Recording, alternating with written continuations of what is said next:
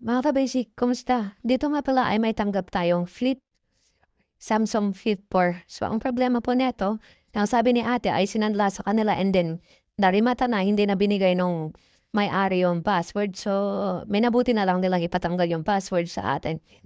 So, ang una natin gagawin ay sasalpakan natin ng USB from computer po. Kasi po pag dun sa literal na pang-charge lang, hindi po gagana. So, kailangan po nating i-force restart. Random lang, volume up, volume down, and then power switch. And then pag namatay siya, release po natin and then press natin yung volume up tsaka power button po.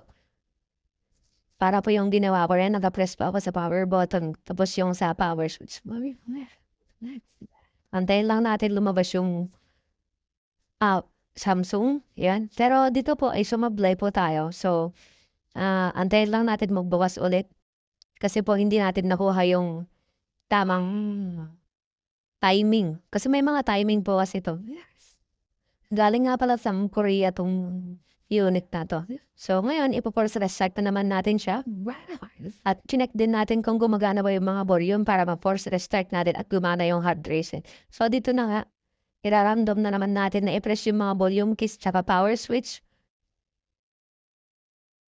And then po nag-turn off, press natin yung volume up tsaka yung power button.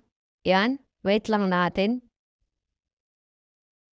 Pag lumabas na po yung first boot niyan, release natin lahat po ng button. Yan. Na-release natin lahat ng button din. Matik na po yan, nalabas na po yung recovery. Yan. So, dito sa part na to, alam niyo na po yung gagawin niya na yan. Sa mga hindi po nakakaalam, piliin lang natin po yung factory data reset. Yan, select natin. Tanggalin na rin natin yung charger kasi masisira yung charger natin and then reboot po natin. Then, waiting na lang po tayo.